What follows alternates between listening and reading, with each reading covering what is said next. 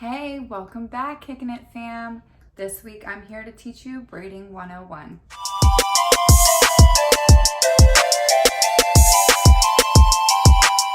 All right, so quick backstory here on Mom. I went to hair school many years ago, and I used to work in the salon for quite a bit until I decided to be a stay-at-home mom. I actually get asked a lot who does the girls' hair, and yes, it is me. Which is interesting because a little fun fact about going to hair school, we did not really learn a lot about braiding. I mean, we learned like French braiding, fishtail braids, two-strand twists, your basic braiding. We did not learn cornrows, nothing seriously like on the scalp. So I've been self-taught. So because of that, it's been many years of watching YouTube videos and friends of mine who are better braiders than I am and know a little bit more about braiding. So it's been many years of learning and trial and error. I really just want to start with giving you a little bit more information. So some people call it a braid, some people call it a plait, but it's all the same thing until you start to actually weave the hair. For the most part, there's two ways of starting your braid. When you're braiding over one another, that is called a French braid. Those are what you see that are really subtle. They look like they're folding in. And when you are braiding the hair and you're flipping it out or weaving it out, that is your cornrow. Many people call them boxer braids. It's a cornrow. And I don't really know who or why I called them a boxer braid, but they're cornrows.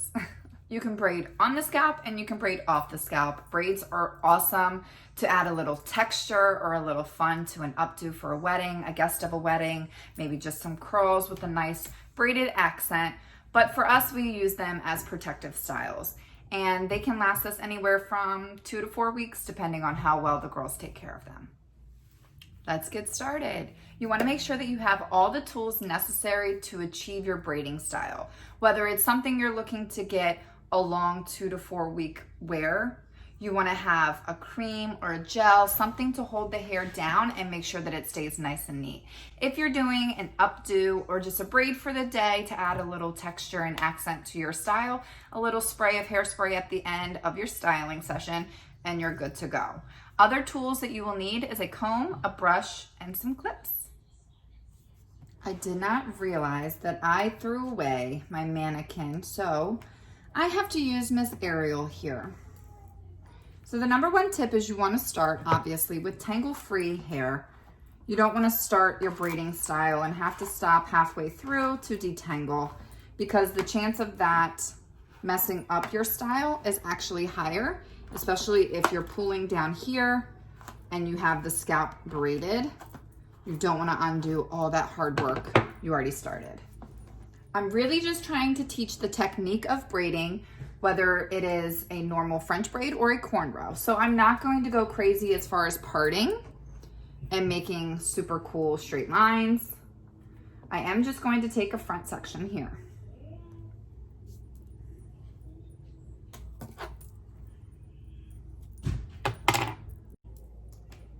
So I have my section that I'm going to work with.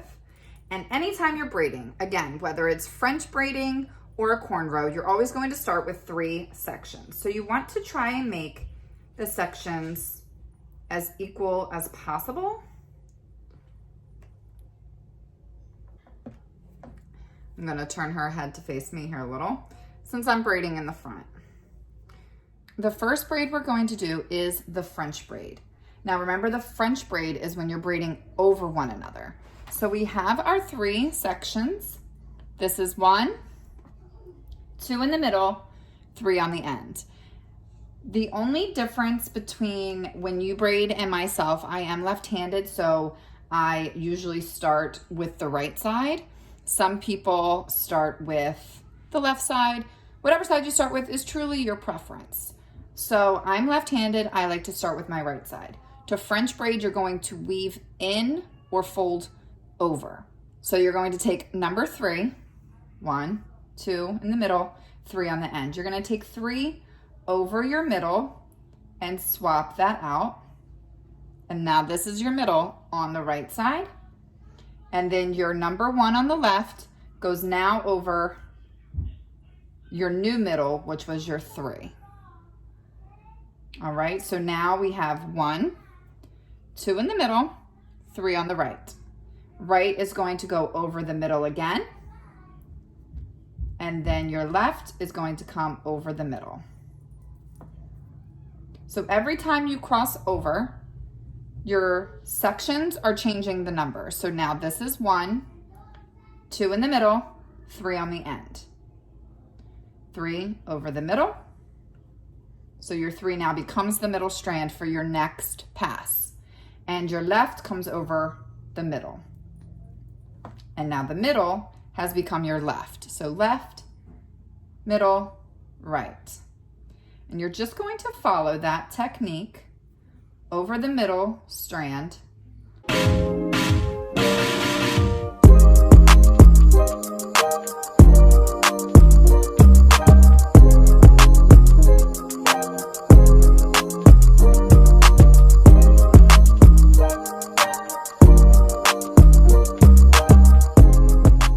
To be honest, this feels so crazy. I've done cornrows for so long that braiding over instead of out feels so crazy on my hands.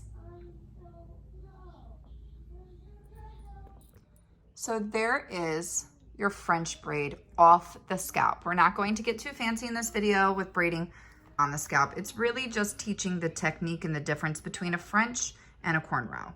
So there is your braid. And let's try a cornrow.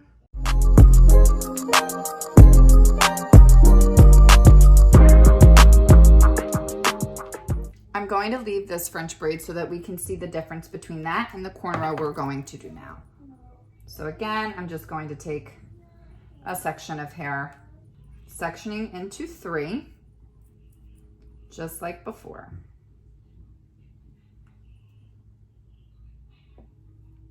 So we have 1, middle, and the right. So again, I like to start going toward the right. So I'm going to take this middle piece, and I'm also going to change the way my fingers are. So right now I'm holding under the hair strands. That's great for when you're French braiding because you're going to twist in. See how the wrists are out and they come in? So it's more comfortable to hold the hair this way. However, now that I'm going to be braiding out, I'm putting my hands on top of the hair strands. So I'm going to just flip and now be on top of the hair. So I'm still taking this middle strand here, except I'm putting it on the outside of the third. And the third now comes in the middle here. And it's gonna go on the outside of the 1. Now the middle here again is gonna go on the outside, outside. And you're gonna continue folding out all the way down. And as you can see, I am so much faster this way than folding in for a French.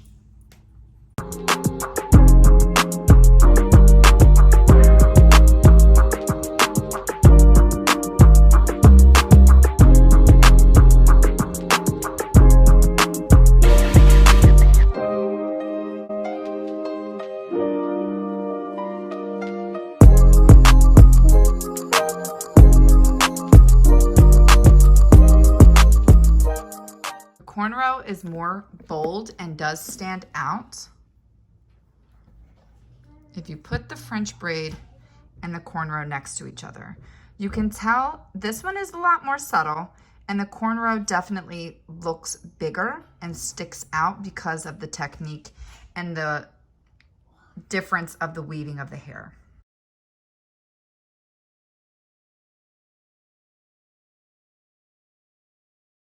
It all comes with time and patience. If you have someone willing to let you play in their hair and braid, definitely give it a shot. If not, get a mannequin or a doll, and it's all about trial and error.